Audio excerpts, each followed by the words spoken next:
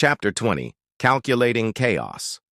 Peter, Chris, Ruby, Candy, Paul, Charlie, and Henry gathered around a large oak table in the command center, the room humming with activity from analysts and technicians in the background. Their heads were bent over a sprawling diagram of the Pentagon's secure systems, projected on a screen just behind them. The space was illuminated with the faint blue glow of the projection, the air thick with strategy and purpose. Peter picked up a marker and stood near the screen. All right, everyone, listen up. Breaking Colonel Zeke Haywood out of the Pentagon is going to require precision, coordination, and mathematics. We've got 3 layers to this: my thesis, Ruby's antithesis, and Chris's synthesis to tie it all together. He paused, letting the gravity of the moment settle in, then pointed to a complex formula scrawled on the left side of the screen. We're going to use Euler's formula to map out the Pentagon's security protocols. Now, I know that sounds abstract, but trust me, Euler's formula essentially lets us create a bridge between 2 worlds, geometry and complex numbers. The Pentagon's defenses rely heavily on multidimensional network encryption. Their system architecture is built on an internal model that behaves as a series of geometrical surfaces, overlapping in hypercomplex space. He turned to Paul and Henry, the 2 most skeptical in the room, smiling slightly. In the simplest terms, think of their defense system as a locked safe with infinitely many possible pathways to the combination. Euler's formula gives us the equation that outlines where those pathways overlap, showing us the most likely route to bypass the lock. Paul frowned and crossed his arms. So, you're saying this formula will let us just walk right in? Peter nodded confidently. Once we map every security protocol into a single geometrical model, yes. The Pentagon operates in layers. Now, watch. He tapped on a keyboard, and the projected formula changed, morphing into a vibrant 3D model of interconnected geometric shapes swirling in space. Each of these shapes represents a different security protocol. We'll identify which protocols are predictable, which are cyclical and repeat patterns, and root out the weakest points. Henry then asks, "And this actually works? Aren't some of these systems designed to prevent exactly this?" Normally, yes, Peter answered. That leads us to our next step. Ruby, take over. Ruby leaned forward, brushing her short hair off of her face. She cracked her knuckles dramatically, which made Candy giggle softly, though her wide eyes showed she understood the seriousness of the moment. Right. Uncle P's part gives us the structure to work with. My part is tearing holes in that structure. She grinned mischievously as she pulled up a new diagram, all arrows and logic trees. Enter Gödel's Incompleteness Theorem. It's complex, but here's the idea. Every logical system, every algorithm, no matter how airtight, has gaps, holes it can't account for. The Pentagon's AI-driven security thinks it's infallible because its designers built it to follow pure logic. But Gödel teaches us that no system can prove itself. There's always a crack somewhere. We use Gödel to expose that crack. Candy asked, tilting her head. But how?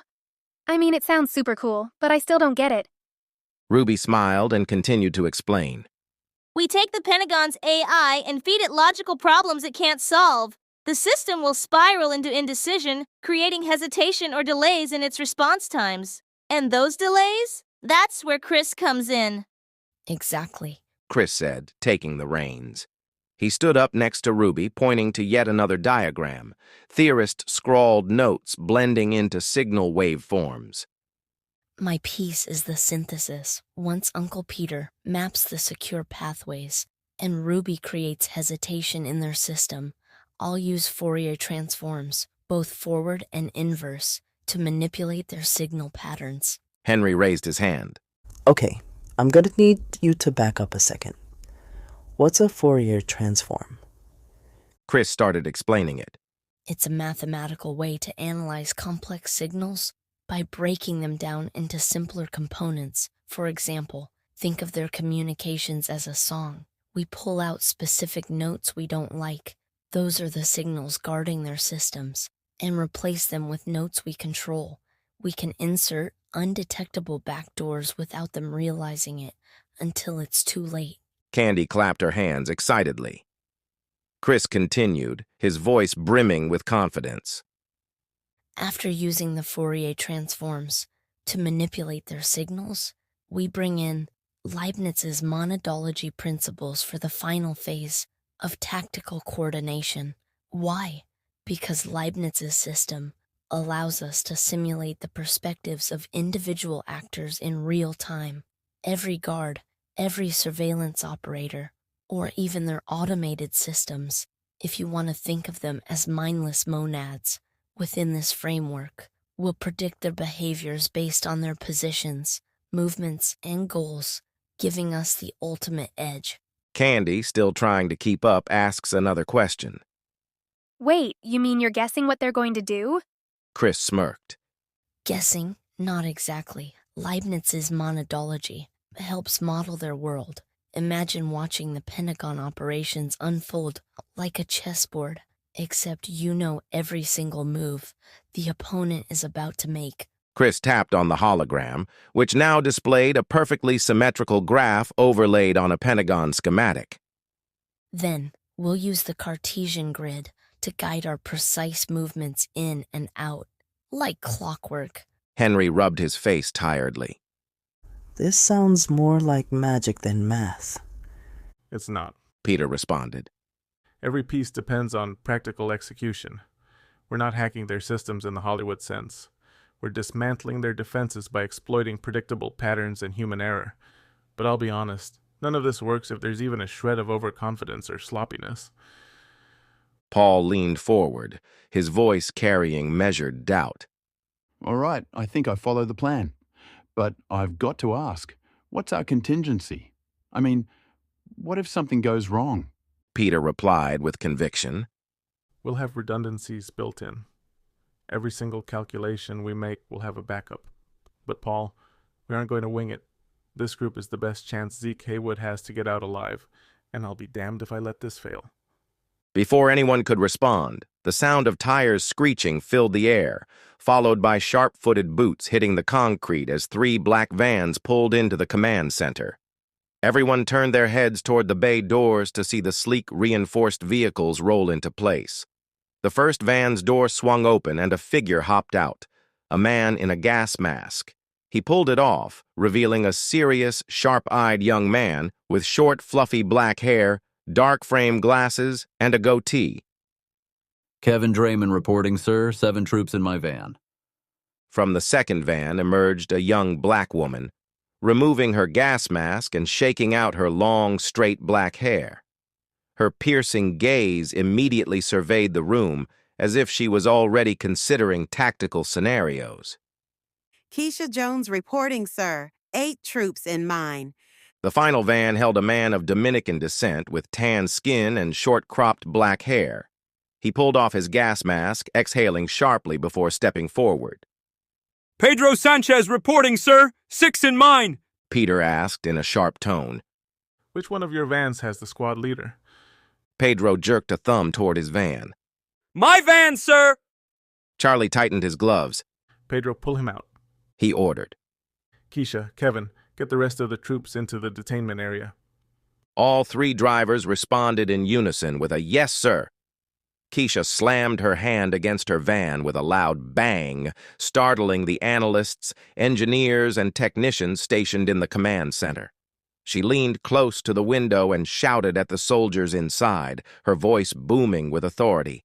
Rise and shine, ladies. Time to take you to your new accommodations. Form 3 lines and follow Dryman. Eyes forward, mouths shut. Let's go. The doors to all 3 vans swung open as the detained troops filed out, groggy and confused but obedient under the stern voices of their handlers. Pedro reached into his van and pulled a man aside, a tall, blonde-haired soldier with a chiseled, stoic face. Not you. Stay where you are. We've got plans for you. The squad leader, clearly a seasoned soldier, glanced back at the other soldiers but complied without argument, stepping forward and standing rigidly at Pedro's command. Peter watched him coldly, yanked a chair into place with an echoing screech across the concrete floor, and shoved it toward the squad leader. Peter firmly commanded, his voice even. Have a seat. The squad leader lowered himself slowly. His towering presence diminished the moment he hit the chair. Charlie approached, pulling a small black pouch from his belt. He revealed 4 yellow-filled syringes, shaking one lightly and removing the cap. Testing a small bead of liquid from the tip, he nodded in satisfaction. Paul whispered to Chris, watching uneasily. What's he about to do? Chris whispered grimly in response. Exactly what it looks like. Charlie crouched down next to the squad leader, his voice cold and clinical. This is a truth serum. You've got about 5 to 10 minutes before it wears off, during which time it's going to be impossible for you to lie. Sit still, and you'll get through this unscathed. With precision, he injected the serum into the man's arm. The soldier winced at the sting, but kept his composure. A slight glaze fell over his eyes as the serum began its work. Let's start with something easy, Charlie said. What's your name? The squad leader answered in an almost monotone voice. Sergeant Blake Strauss. Peter stepped closer. Why did you attempt to infiltrate the Zimmerman house? Strauss replied, maintaining his monotone. The mission was to extract Paul, Linda, and Candace Zimmerman for interrogation and secure their transport back to the Pentagon. Paul's jaw tightened and Candy, standing beside him, clung to his arm for support. Peter asked with his eyes narrowed.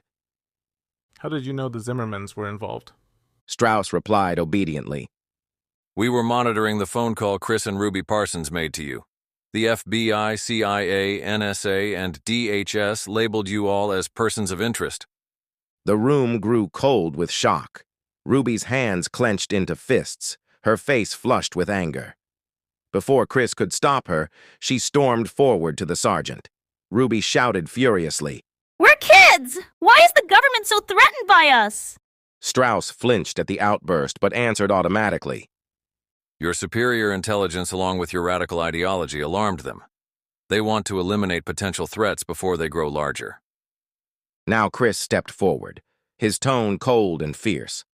Eliminate? You mean kill us? Is that what they want? Strauss paused slightly, then responded. Not necessarily. Killing you is an option.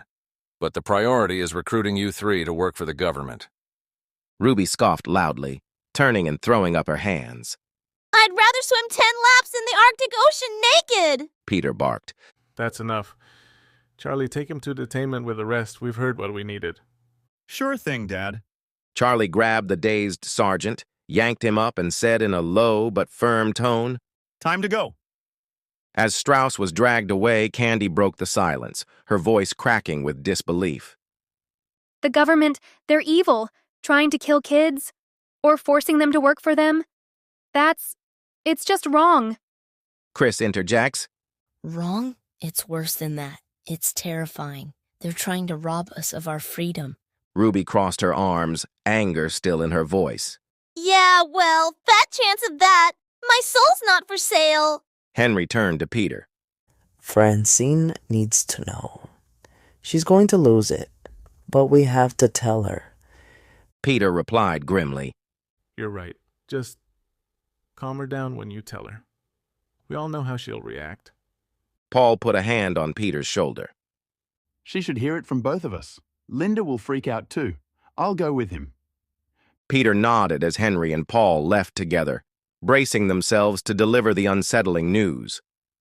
The remaining group stood quietly, the weight of the conversation pressing heavily on their shoulders as they prepared for what came next.